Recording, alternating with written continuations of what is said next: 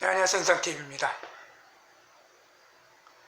자, 최근에 이제 우리가 많은 분들이 이제 토지 보상 중에서도 단순히 현금에 의한 보상을 받는 것보다 더 나아가서 대토나 토지 또는 상가 건물로 이렇게 보상을 받는 것에 관심을 많이 갖고 있습니다. 특히 이제 부동산 가격이 급등하고 전국적으로 특히 서울과 수도권 지역, 특히 그리고 이제 신규 3도시 지역 내에 부동산 가격이 폭등하다 보니까 이 보상금 자체도 정부에서는 이제 현금 보상보다는 이러한 토지로서 보상하는 것을 더 중심으로 이제 생각을 하고 있고 정책을 펼칠 거라고 이렇게 얘기를 합니다. 딱 그래서 최근에 이제 신규 3도시 지역 있죠. 하남시 일대라든지 왕직지구나 교산지구, 그 다음에 그쪽에 인천 지역 일대, 더 나아가서는 다른 지역에서도 이렇게 개발 사업에 있어서 토지 보상 사업이 진행되는 곳에 있어서 이러한 토지로서 보상하는 그런 과정과 또 거기에 대해서 보상을 대상자가 되는 사람들이 어떻게 투자해야 되는지에서 관심들을 많이 갖고 계십니다. 특히 우리가 이제 가장 많이 이제 토지에 대해서 보상을 받고 그 보상받은 토지에 투자하는 그 부분에 관심이 많은데 그것 중에 가장 핵심적인 게 또 이주자 택지 투자 포인트죠. 자, 우리가 이제 택지 보상은 이주자 택지라든지 협의 양도자 택지, 그 다음에 생활 대책 용지와 더 나아가서 대토 용지 이렇게 네 가지로 나눠지는데요. 그 중에서 가장 그래도 많은 분들이 관심을 갖고 있는 게 이주자 택지입니다. 자, 우리가 이주자 택지라는 것은 사업 실시 인가, 그러니까 그 실시 인가 이후에 보상계획 공고 열람 있죠. 그 이전 1년 전부터 그 지역에 주택을 소유하신 분들에게 대상자가 되는 것이 바로 이주자 택지 토지입니다. 자, 이 이주자 택지는 어떻게 투자하느냐에 따라서 그것이 나에게 플러스가 될 수 있고 또 반대로 시기를 잘못하고 해서 투자함으로써 독이 되는 경우가 많습니다. 많은 분들이 이주자 택지를 일명 딱지라 그래서 이것을 투자하고 싶은데 언제 어떻게 어느 시점에서 투자를 하고 또 그 다음에 전멸한다면 어떻게 해야 되는지에 대해서 명확하게 알고 있지 못하다 보니까 주변 사람들의 말에 의해서 덥석 사거나 그러고 인해서 그 산 가치만큼의 투자의 메리트를 못 느끼거나 또는 경우엔 잘못해서 불법 거래를 함으로써 법적으로 보호를 받지 못하는 그러한 여러 가지 사례들이 많이 등장하고 있습니다.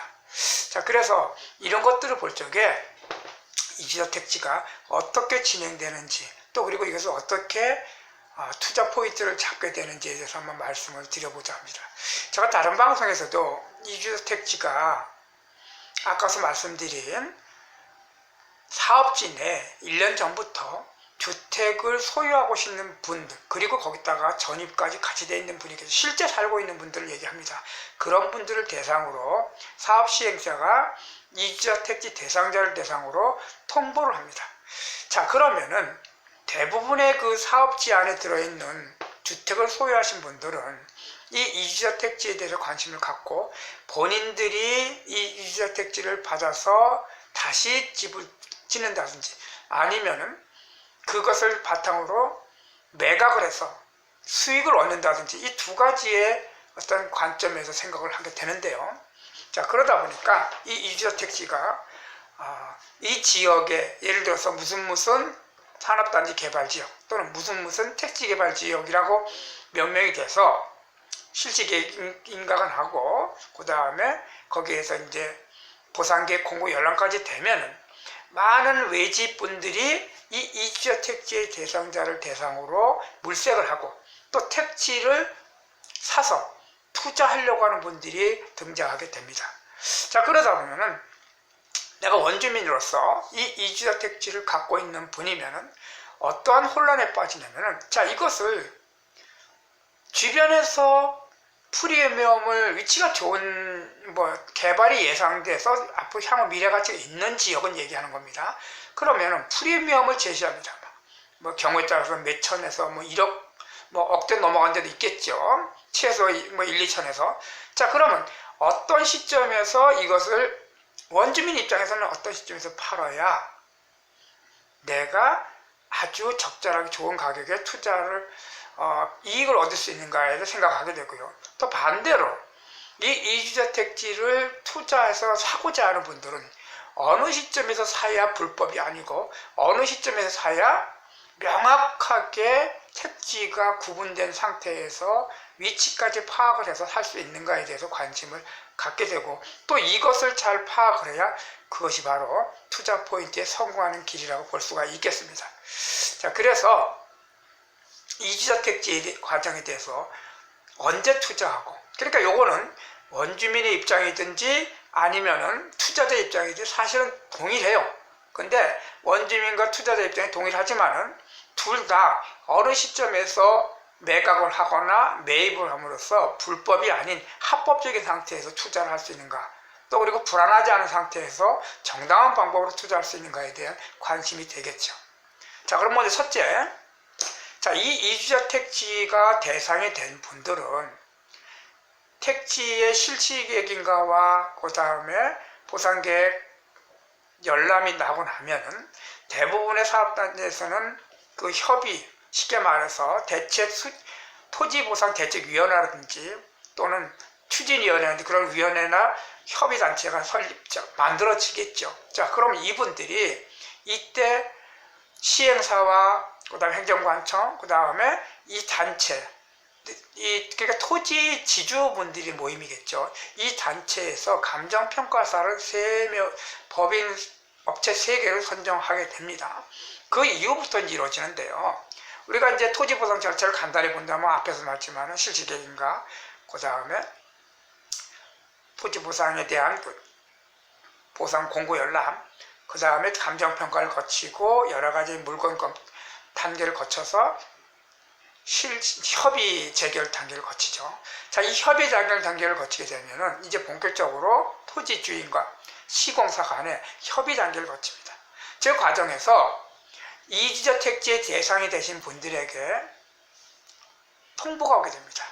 자, 이주자 택지는 일단 대상자가 통보가 되면은 추첨하는 이주자 택지를 신청하겠다는 접수 날짜와 그 다음에 우선순위 추첨 날짜가 동일한 날짜에 지정이 되는 거예요.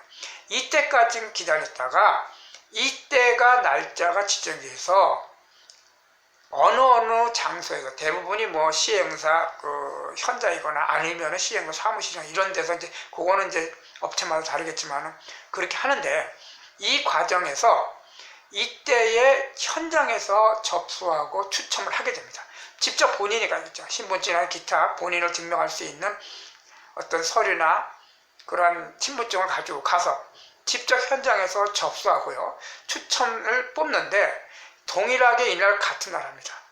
자, 그럼 이 날이 정해져서 이날 접수를 하고 또 우선순위 추첨을 해서 내가 몇 번째 추첨이 되고 그 추첨 순서대로 또 다시 뽑아서 지역별로 구획이 정해지겠죠. 자, 내가 B-1블럭에 몇 번 뭐 이렇게 해서 그 순위가 결정되면은 이 순위별로 이제 본격적으로 내가 이 이주저택지의 시행사와 계약을 하는 단계입니다. 자, 그래서 이런 추첨을 하고 나면은 대략적으로 뭐 업체나 여러 가지 상황에 따라 다르겠지만은 한 달에서 한 달 반, 길게는 2달 안쪽으로 수의 계약을 하게 됩니다. 시공사하고. 자, 시공업체하고 수의 계약을 하고 나서 이때까지도 이주저택지를 거래하는 것은 불법입니다. 자, 그래서 많은 분들이 아예 그 전부터 실시계획인가라든지 보상계획 공고 열람을 해서 협의계획에서 아직까지 시공사에서 그 대상자들 선정을 하지 않은 상태에서 뭐 투자하시는 분도 있어요. 굉장히 위험하고 안 되는 거죠. 자, 마찬가지 원주민의 입장에서도 이때에 내가 되지도 않은 상태에서 나 이주저택지라고 가질 가능성이 있다고 해서 상대방하고 투자자하고 임의로 계약을 한다는 것은 불법이죠. 자, 원주민이든 투자자든 이때는 다 불법입니다. 되질 않아요. 마찬가지 아까도 얘기한 현장에 가서 투표를 하고 선출을 돼서 택지 구역까지 나왔더라도 이때가 나왔다 해서 이것은 완전히 이주택지의 소유권을 가진 게 아니죠. 왜? 시공사하고 계약을 하지 않았습니다. 이때도 불법입니다. 원주민도 불법이고 투자자도 불법이니까 둘 다 불확실한 계약을 하기 때문에 되지 않는 거예요. 자, 그러면 아까도 얘기했지만 사업시공사와 개인 간에 지금 이제 이주택지 원주민이 책정이 됐어요. 내가 몇 다시 몇 블록에 몇 번째 토지를 받을 수 있다라고 이제 뽑았으면은 그걸 가지고 수의계약 날짜에 가서 계약을 합니다. 계약금을 걸고 중도금 어떻게 하며 잔금 어떻게 했다는 것은 이제 계약서를 쓰겠죠. 자, 그러면은 이 계약서를 쓰고 나서 그러면은 원주민이 팔고 투자자가 그걸 사면은 합법이냐? 그것도 불법이에요. 자, 그러니까 앞에 단계 모든 제도 지금까지 다 불법이에요. 그럼 어떻게 했냐? 이주택지는 1회에 관해서 명의 변경할 수가 있습니다. 이걸 합법적으로 나라에서 그렇게 규정하는 거죠, 법률적으로. 자, 그러면 이때 수의 계약을 하고 또 업체나 상황에 따라 조금 다르겠지만 대략 한 달에서 한 달 반 안에 명의 변경 신청일이 지정이 됩니다. 자, 이때 그러면은 한 가지 방법은 있어요. 원주민 입장에서는 이때 내가 이 이주택지 권리를 팔겠다, 명의 변경을 하겠다 하면 그 전에 그러한 사람들 선정이 오면은 일단은 그분하고 협의를 해가지고 가능성이 있는 분들에게 가계약이라도 걸 수는 있겠죠. 본계약이 아닙니다. 그러니까 구두로서 내가 이때 가서 명의 변경을 당신하고 얼마의 금액을 하겠다라고 해줄 수 있는 거죠. 투자자 입장에서도 그 이주자 택지에 받은 대상자가 몇 블록 몇 블록의 택지를 받았다는 것이 확정이 되어 있기 때문에 이분하고 일단 구두로 서로 협의를 해서 명의 변경 일정에 가서 명의 변경을 할 수 있겠죠. 자, 그까지는 불법이 아니에요. 그러니까 돈을 주고받고 뭐 예를 들어서 뭐 계약을 그 전까지 하는 건 사실 다 불법이에요.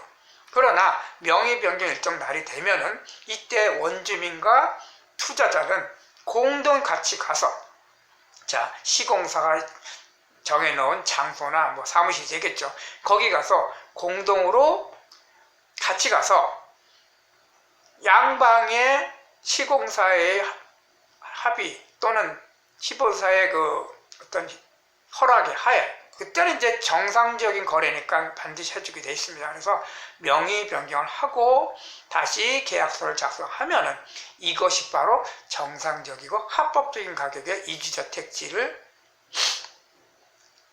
명의 변경해서 투자를 하는 겁니다. 원주민은 정상적인 합법적으로 이것을 갖다가 파는 것이 됩니다.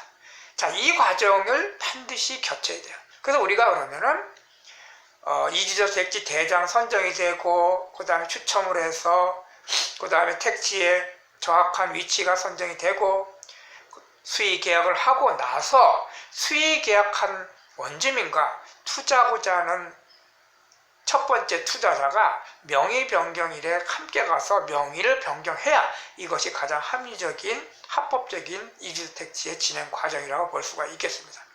자, 그래서 그러면은 그 전에 원주민이라든지 또는 투자자 입장에서는 정확하게 파악을 하고 합리적으로 해서 그분하고 관계가 잘 형성된 상태에서 명의 변경을 하고 하면 됩니다. 이때 명의 변경 시에는 프리미엄이 얼마가 붙더라도 이것은 전혀 관여하지 않습니다. 다만 그 부분에 대해서 양도소득세를 내시면 되겠죠. 자, 투자하는 방법들이 그렇게 진행됩니다. 그리고 나면은 이 명의 변경이 되면 원주민에서 투자자로 명의가 변경됐기 때문에 합법적으로 변경해서 이제 본 소유는 1차 투자자가 되겠습니다. 그리고 나서 이 투자자분들은 그때부터 계약금 또는 중도금 과정을 겪어서 내 토지로 등기를 하든지 중간의 상황에 따라서 또 분양권을 전매할 수도 있겠죠. 그런 분양권 전매하는 것도 어떤 투기 과열지기라든지 아니면은 토지 어떤 규제가 있는 지역 외에는 별 문제가 없다고 볼 수 있겠습니다.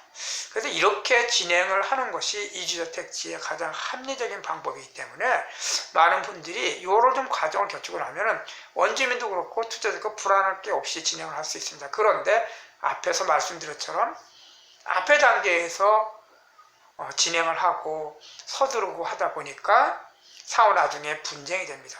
일례로 제가 지난번에 어떤 분으로부터 이렇게 상담을 받은 것 중에 하나가 아까도 말씀드린 통보를 받고 수의 계약하기 전에 이미 벌써 두 사람한테 계약금을 받았어요. 한 분에게는 3천만 원, 한 분에게는 뭐 8천만 원인가 그렇다는데 그때 당시 실질적으로 거래된 것은 프리미엄 1억이었다고 합니다.